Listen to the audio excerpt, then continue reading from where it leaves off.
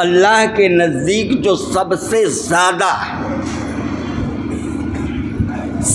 زیادہ پسندیدہ یا بلکہ حق اور سچا مذہب ہے وہ اسلام ہے۔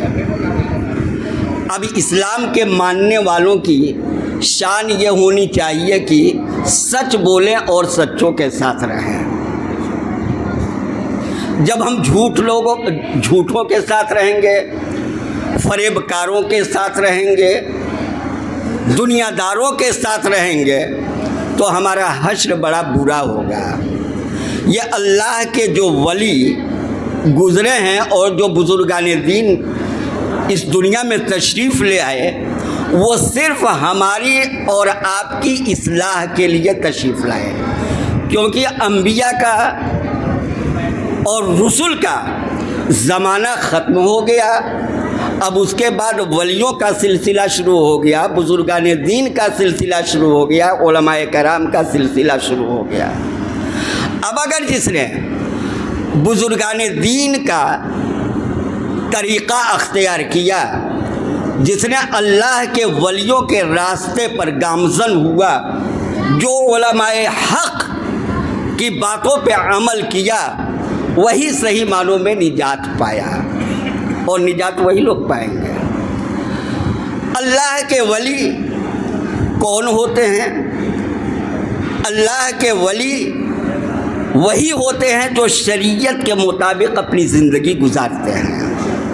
جہاں شریعت سے ہٹ کر کے کوئی بڑی سے بڑی اپنی کرامت دکھا دے یا کچھ بھی دکھائے، وہ ولی ہو ہی نہیں سکتا جو شریعت کے خلاف چلے۔ اور ولیوں کی بارگاہ میں جو ہم الٹے سیدھے طریقے سے آتے ہیں، کودتے ہوئے، پھاندتے ہوئے، اور یہاں پر آ کر کے جو شور شرابہ مچاتے ہیں، قسم خدا کی ولیوں کو یہ پسند نہیں، کیونکہ اللہ کے ولی نہ تو کود پھاند کو پسند کرتے، نہ ڈھول تماشے کو پسند کرتے۔ اللہ کے ولی شریعت کے خلاف کسی چیز کو برداشت کر سکتے ہیں۔ اگر ہم شریعت کے دائرے میں ان کی بارگاہ میں سر عقیدت کے ساتھ پیش آتے ہیں اور حاضری دیتے ہیں تو یقیناً ہمیں ان سے مرادیں پوری ہوں گی، ان کا فیض ہم پر ہوگا۔ اب اللہ کے ولیوں کی بارگاہ میں کس طریقے سے حاضری دی جائے تو سرکار اعلیٰ حضرت فاضل بریلوی علیہ الرحمہ نے اپنی کتابوں میں یہ کہا ہے کہ جب مزار شریف پر جاؤ تو پہلے السلام علیکم یا اہل القبور کہہ کر کے جاؤ۔ جب وہاں پر جاؤ تو مزار شریف کے کم سے کم 4 ہاتھ کی دوری پر، اگر آپ پائے کو ہاتھ لگاتے ہیں، چادر کو ہاتھ لگاتے ہیں، مزار پاک کو ہاتھ لگاتے ہیں تو یہ بے ادبی ہے۔ حضرت مولانا، ہاں حافظ صاحب، اگر اس میں کوئی غلط کہہ رہا ہوں تو بتائیے گا۔ تو اعلیٰ حضرت کے ہم ماننے والے ہیں، اور ابھی عرس پاک ہوا، آپ نے یہ بھی فرمایا کہ عورتوں کا بے پردہ غیر محرم کے ساتھ مزار پاک پر جانا حرام ہے۔ اس چیز کا بھی ہمیں خیال رکھنا ہے۔ اگر ہم شریعت کے مطابق اپنی زندگی گزاریں گے تبھی کامیابی ملے گی۔ یہ عرس ہوتا ہے یا جلسہ جلوس ہوتا ہے، میلاد پاک ہوتا ہے، یہ علماء کرام کی جو تشریف آوری ہوتی ہے صرف اسی لیے ہوتی ہے کہ شریعت کی باتیں بتائیں اور شریعت پر ہم عمل کریں۔ لیکن افسوس کی بات ہے کہ ہم مزے لینے کے لیے جاتے ہیں، تفریح کے لیے جاتے ہیں، ہم مزار شریف پر آتے ہیں، پتہ چلتا ہے کہ ہمیں فاتحہ پڑھنے کا طریقہ ہی نہیں معلوم ہے۔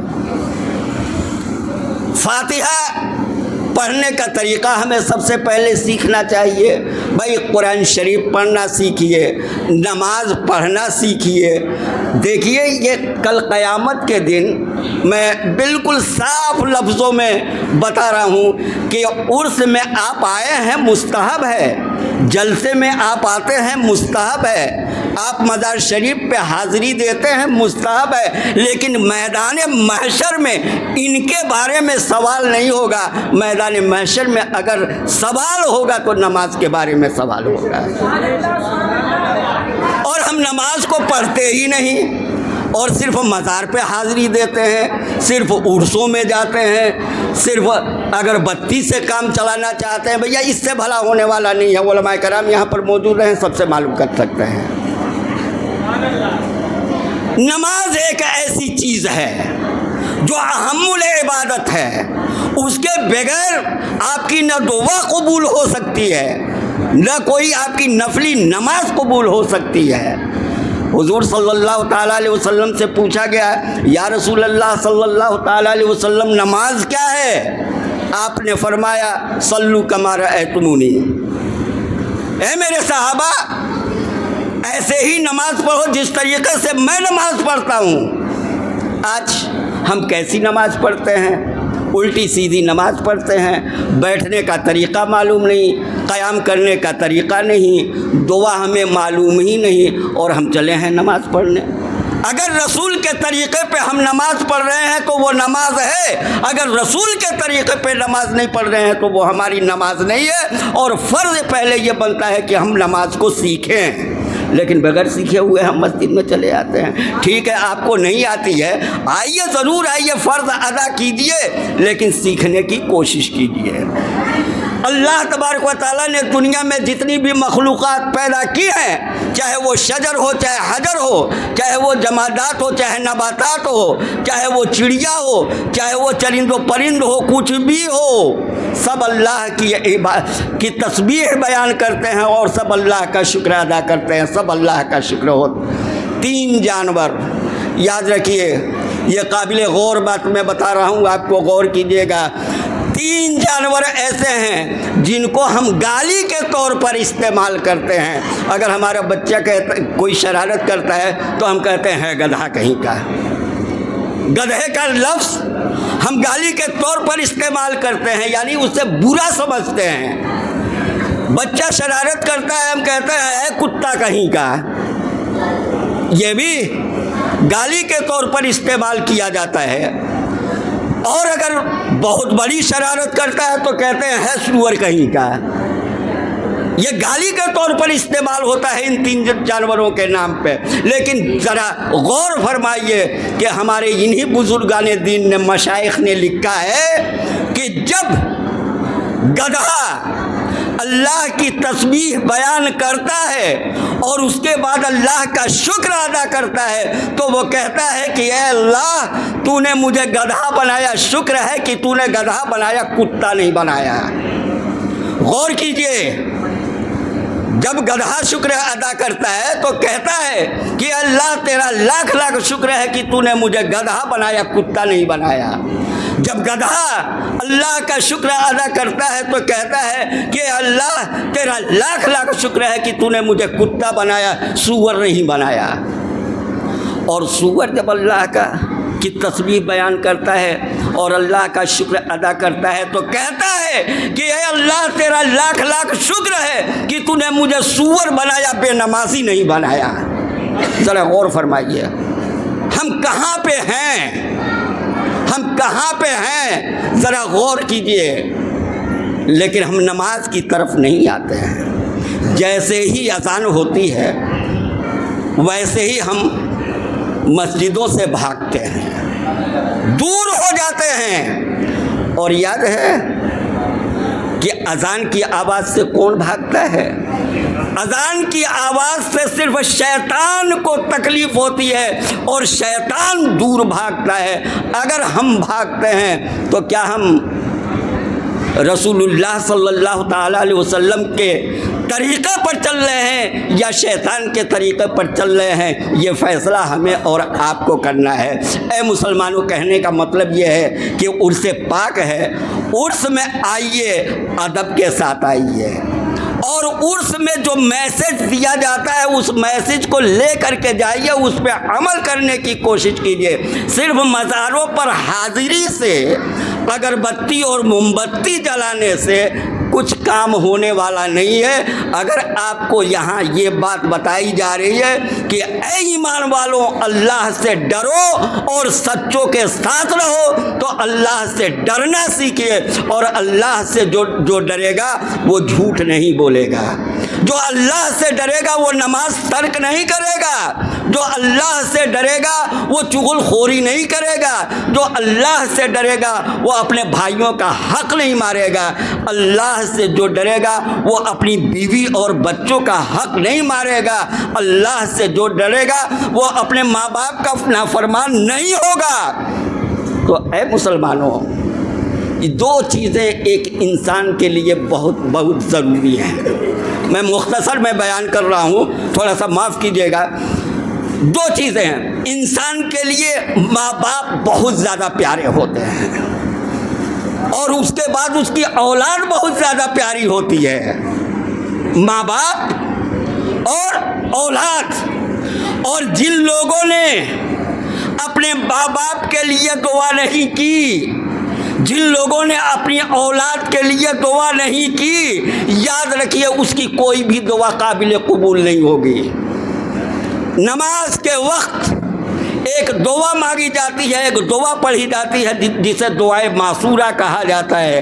رب اجعلنی مقیم الصلاۃ ومن ذریتی ربنا وتقبل دعا، جس کا ترجمہ یہ ہے کہ اے اللہ مجھے نمازی بنا، نماز قائم کرنے والا بنا، اور میری ذریت کو، میری آنے والی نسلوں کو بھی نمازی بنا۔